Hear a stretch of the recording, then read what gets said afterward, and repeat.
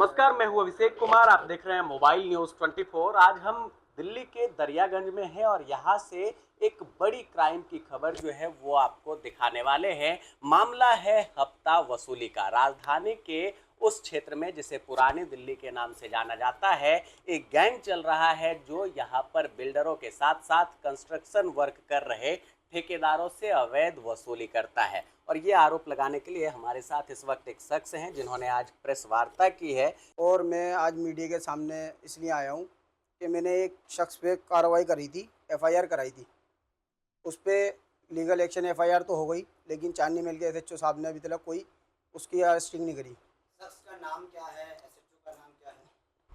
Sir SHO का नाम है प्रभात प्रभात जहाँ। कौन से थाने में है? सर चांदनी महल। और जिस पर एफआईआर कराई थी वो कौन है? सर मोहम्मद कामरान। मामला है क्या, क्यों कराई थी एफआईआर? सर एक्सटॉर्शन का मामला है। हमारा ठेकेदारी का काम है, जो लोगों का मकान वगैरह का रिपेयरिंग का काम करते हैं, हम प्लस्तर वगैरह करते हैं। तो उस चीज़ के लेके हमने जो है कंप्लेंट कराई थी। उसने हमसे पैसे मांगे थे 20 लाख रुपए। तो एक दफ़ा मैंने 10,000 रुपये दिए, एक दफ़ा 20,000 रुपये दिए उसको, लेकिन उसकी जो है डिमांड बढ़ती जा रही थी। और उसने मुझसे कहा कि स्क्वायर फुट पे मुझसे तय कर लो कि 4,000 रुपये स्क्वायर फुट दे दो मुझे, और उसके बाद जो है कभी तुम्हारी साइड पे कोई एक्शन नहीं होगा। जिसमें एमसीडी और पुलिस वो मुझसे कहता है कि अगर ये आपको दिक्कत दे तो आप मेरी बात कराओ। ये कहाँ रहता है जो आपसे पैसे मांग रहा है? सर ये तुर्कमान गेट पे रहता है, पहाड़ी पे। कब का मामला है ये? सर ये तकरीबन 4 से 5 महीने हो गए मुझे इसकी कंप्लेंट दिए हुए। मैंने अपने थाना ओस्काजी में दी थी, उन्होंने ट्रांसफ़र करी थी इसकी वहाँ पे। मैंने इसकी वीडियो वगैरह बनाई थी इसके ऑफिस में कामरान के, तो उस वीडियो के बिहाफ पे उन्होंने चांदनी महल ट्रांसफ़र कर दी। आपके पास क्या सबूत हैं कि वो आपसे पैसे इतने मांगते थे? सर मेरे पास वीडियो एविडेंस है जो मैंने कोर्ट में भी लगाए थे, और मैंने चांदनी महल एसएचओ को भी दिए थे। पेन ड्राइव दी थी उनको, पेन ड्राइव में करके, और अपना सेल फोन जो है जमा करा रखा है मैंने। एसएचओ क्यों आपकी एफआईआर दर्ज कर रहा है तो फिर क्यों कार्रवाई नहीं कर रहा? सर एफआईआर दर्ज तो मेरी अब हुई है, यही कोई 10-12 दिन पहले। ये तकरीबन जो है मैंने कंप्लेंट दे रखी है फरवरी की 11 तारीख की। कंप्लेंट 11 तारीख की गई हुई है, एफआईआर अब दर्ज हुई है। और उस बीच में इन्होंने मुझे बहुत टॉर्चर करा, कामरान ने भी, हारून हारिस ने। कामरान ने जो कंप्लेनर है, जिसको मैंने कंप्लेंट करी है जिसकी, ये मुझे धमकियाँ देते हैं कि कंप्लेंट वापसी ले, नहीं तो ये मार देंगे, तो ये कर देंगे। और इनके बड़े बड़े बदमाशों से टर्म्स हैं जिनके ये हवाले देते हैं, मुझे धमकियाँ देते हैं, लोगों से दिलवाते हैं कि लोग इलाके के मोहल्ले के जो होते हैं इनके ताल्लुकात में। तो आपने एसएचओ को बताई ये बात कि वो धमकियाँ सर मैंने कंप्लेंट करी थी, इस चीज़ की भी कंप्लेंट करी थी, ये फरवरी में ही कर दी थी, जब मैंने कोर्ट में 110 की एप्लीकेशन डाल के केस डाला था इस पर। तो उस केस में भी इसकी PIL उड़ गई थी। और सर 2022 के अंदर इसने PIL डाल रखी थी, जिस पे इस पर कॉस्ट पड़ी थी 10,000 की। वो PIL भी जज ने ख़त्म कर दी थी।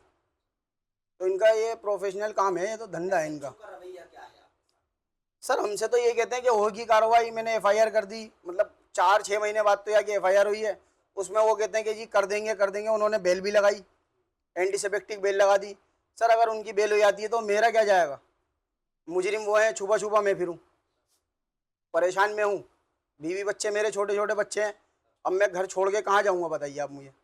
आमिर मुझे बताइए, अभी तक किस किस अधिकारी से आप मिल चुके हैं, किसके पास शिकायत जा चुकी है? सर मैं ACP साहब के पास भी गया हूँ, DCP साहब के पास भी गया हूँ। DCP साहब के पास मैं 2 बार गया हूँ। एक दफ़ा मुलाकात नहीं हुई थी, दूसरी दफ़ा लिखत में कंप्लेंट भी दी थी DCP साहब को मैंने, उसकी रिसीविंग लेकर आया था। तो मतलब कोई लीगल एक्शन अभी तक उस पर नहीं लिया गया, ना कोई कार्रवाई ऐसी हुई कि उस पर अरेस्टिंग हुई हो। आप क्या मांग कर रहे हैं? आज मीडिया के सामने आप आए हैं, क्या मांग? सर मीडिया के सामने मजबूरी मुझे आना पड़ा है, क्योंकि SHO साहब ने FIR तो कर दी, लेकिन कोई कार्रवाई, मतलब अरेस्टिंग की कार्रवाई कुछ नहीं हो रही उसकी। और वो अब भी नॉर्मल अपने इलाके में घूम रहा है। यानी कहने का मतलब है, यानी थाने की मिलीभगत से जो है ना ये सर ओबियसली थाने की मिली भगत है, जब भी क्रिमिनल जो है लोकल में घूम रहा है वो अपने। खिलाफ आपने एफआईआर कराई है, जी उससे कितना खतरा है, क्या लगता है? सर मुझे तो 100% खतरा ही खतरा है उसका, क्योंकि उसने मेरे को वीडियो के अंदर भी जो है कई बदमाशों के हवाले दिए, कई लोगों के नाम बताए थे उसने कि मेरे जमुना पार में ड्रम्स हैं, मेरे मेरठ में भी ड्रम्स हैं। मतलब हर लोग जो हाई लेवल के बदमाश हैं उन लोगों का नाम बता रहा था वो मुझे। क्या पहले से कई मुकदमे चल रहे हैं कई थानों के अंदर। सर कई कंप्लेंट है इनकी कई कंप्लेंट हैं। पोक्सो के मामले चल रहे हैं, ऐसे सुनने में आया है। सर मेरे भी सुनने में आया था कि इन पे पोस्को लगी हुई है हारून और हारिस पे। जी जी ये सेलमपुर की तरफ से लगी हुई है। इन्होंने किसी ये हारिस जो है स्कूल के अंदर जो है गार्ड की नौकरी करता है, तो उसी ब्याह पे इनके ऊपर कोई रिलेशन के अंदर मामला होगा इनका। अब डीसीपी या जॉइंट सीपी से आपने मुलाकात करने की कोशिश की इस मामले को लेके? नहीं सर, एसीपी साहब से मिला, डीसीपी साहब से मिला, जॉइंट कमिश्नर साहब से मिला मैं। तो उनसे भी कोई उम्मीद? सर मुझे तो अभी तक कोई उम्मीद नज़र नहीं आई। बस थोड़ा सा प्रेशराइज हो गए जब जॉइंट सीपी साहब से मिला मैं, तो उन्होंने जो है इन पे प्रेशर डाला होगा एसएचओ साहब पे, तो उन्होंने एफआईआर कर दी। लेकिन एफआईआर करने के बाद कोई लीगल एक्शन नहीं लिया गया। के अंदर क्या तीनों आरोपियों के नाम हैं? सर इन्होंने सिर्फ आरोपी सिर्फ कामरान को डाला है। अच्छा, और जो आरोपी है उनका? सर इन्होंने एनजीओ बना रखी है, कामरान ने एक फर्जी एनजीओ बना रखी है जो गरीबों की मदद के लिए दिखाते हैं, लेकिन उसमें गरीबों की कोई मदद नहीं होती उस एनजीओ से।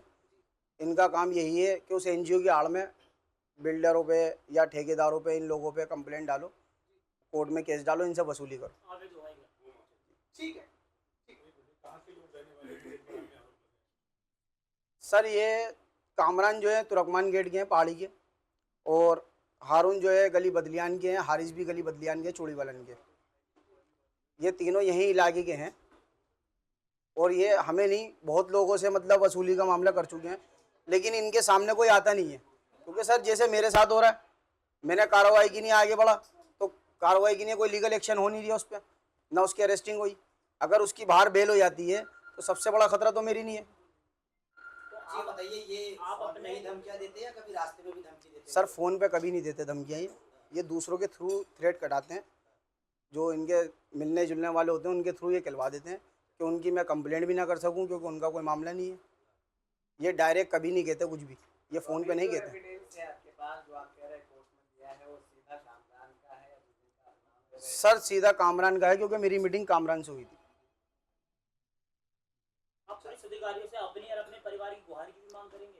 जी सर मुझे प्रोटेक्शन चाहिए। जब इन लोगों का मामला इतना हाई लेवल पे है तो मेरे साथ भी कुछ भी हो सकता है। और सर इनकी बेल हो गई, अभी ये बेल कैंसिल कराई है, तो इनकी बेल लग गई, तो पुलिस तो चांस दे रही है उनको कि बेल करा सकते हो आप अपनी। आप चाहते अरेस्टिंग करते, आपने तो इतना चांस दिया कि बेल करा लें वो अपनी जाके। भरपूर समर्थन मिल रहा है उनको?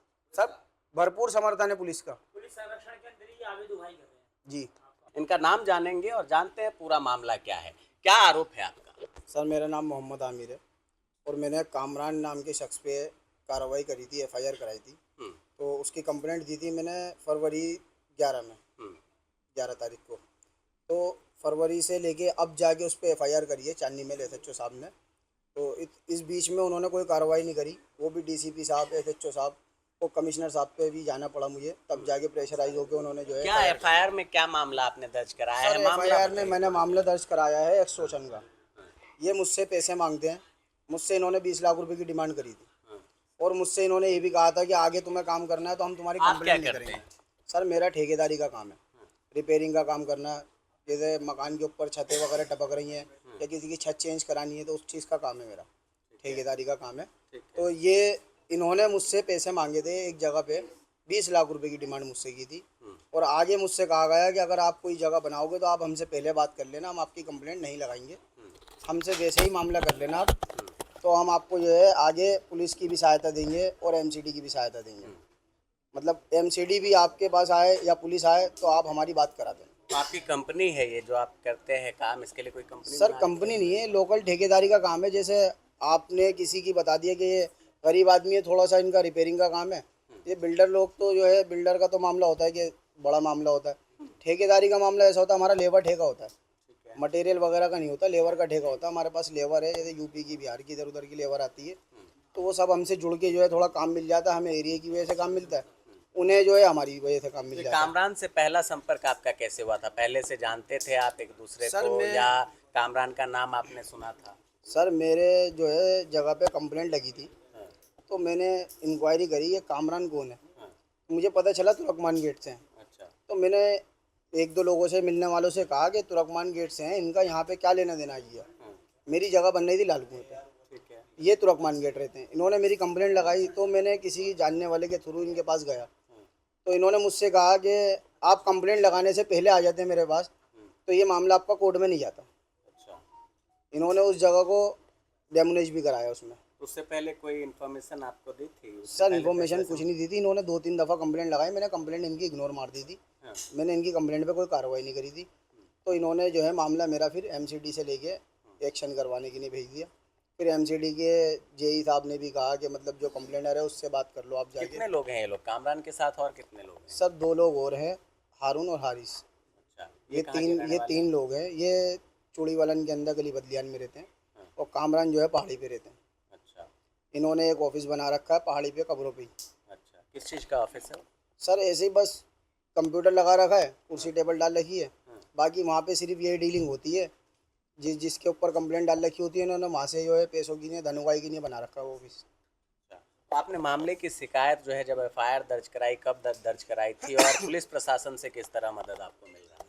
सर पुलिस प्रशासन से तो अब प्रेशर डालने के बाद, जब डीसीपी साहब के पास और जॉइंट सीपी साहब के पास, इन सबों के पास जाने के बाद जो है मेरी एफआईआर हुई है।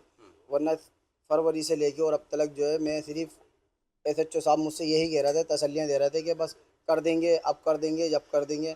उन्होंने मुझसे 3 बार तो पेन ड्राइव ले ली कि हमें दिखाओ, इसमें कुछ दिख नहीं रहा, इसमें कुछ हो नहीं रहा।